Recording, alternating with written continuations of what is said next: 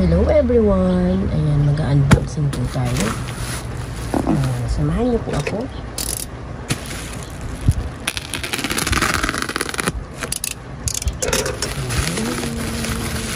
Dami ako.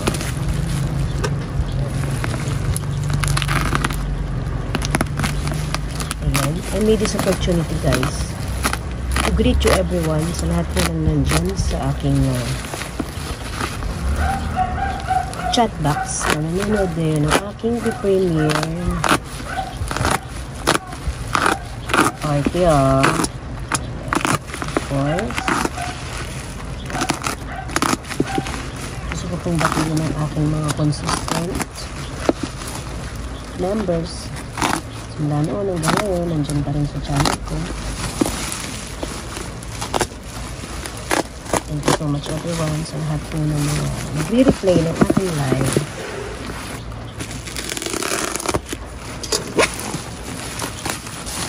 Tadaan! Healthy yarn.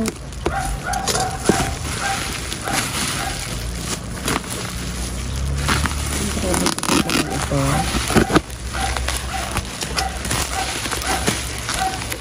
Ayan, mag-unboxing po tayo ang bago nating mixer. Baliktad siya pero dapat pa ganito kasi andyan yung video.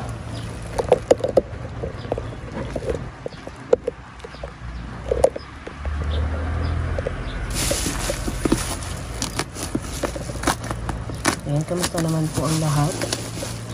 Maulan po today. Mag-iingat po ang bawat isa sa atin.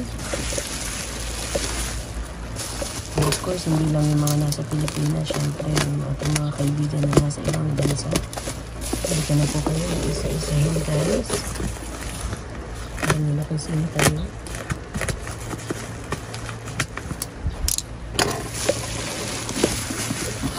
Tiran! Actually guys, I have this for 4 years na yung aking ganito na mixer, but yun ay 7 channel if I'm not mistaken, but this one is 4 channel. Ayan, unbox tayo. Naka-excite pag mag-unbox, no? Hehe.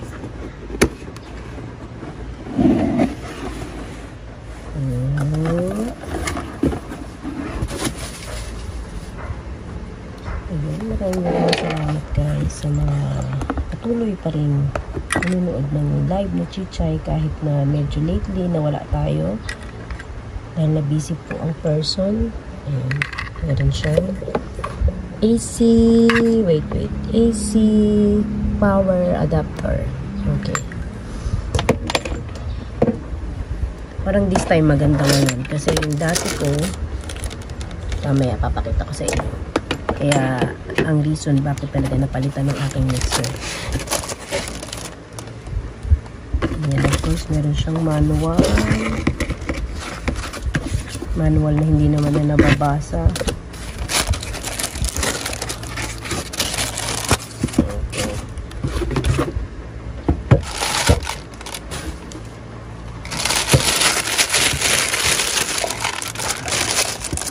You know what guys, bakit gusto ko to kasi actually matibay naman kasi talaga ang Yamaha. Taon mo talaga siya magagamit.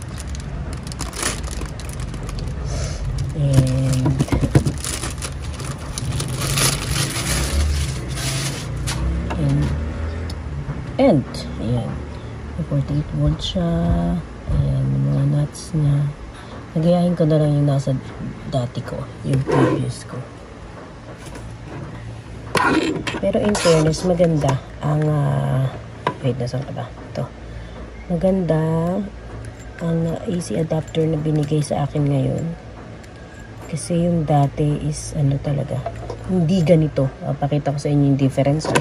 Siguro by ano yan volume by volume yan. or generation by generation. Wait lang at ayoko pong magpakita. Tayo ay Bruhilda pa pag umaga. Ayan, ito po ang reason kung bakit talaga siya napalitan. Dahil scary na po ang aking old na ginagamit. Kaya siguro siya nag-static because of this one. Ayan. Ito po yung dati kong AC adapter. Ayan. Kaya nag-static na po siya. At ang laki ng pagkakaiba niya pagdating dito. Kasi ito po ay pero gumagana pa naman to. Yun nga lang, grounded siya. So nakakatakot kasi anytime baka hindi natin alam mag-spark na lang siya. Diba? At ito po yung bagong binigay, yung kasama sa, diba? Ang laki ng difference, no? Ayan. Pwede kong ibaba yung link nito dyan sa mga gusto mag-order ng Yamaha F4BT. Ayan. Diba? Mas maganda siya ngayon. Upgraded siya. And hopefully tumagal naman nito katulad nito. Halos 3 years ko din kami nagmahalan nito. Ayan. At anyway, highway. Thank you. So, hindi ko na siya siguro i-plug. Maririnig naman niya to sa next live stream ko. At ito na po ang aking gagamitin. Ang liit lang niya. Diba? Kasi for channel lang po ito. So, parang liit lang. Hindi katulad ng dati ko. Ang 7 channel yun. So, may Bluetooth din siya. O, diba? Sana tumagal siya. Hindi katulad ng dati kong relasyon. Hindi siya tumagal. Hugot! Ayan, maraming salamat po. Thank you guys for always watching my live and my premiere. At sa lahat ng mga shorts video ko na inyong pinapanood. So, ciao for now! Bye-bye! Thank you!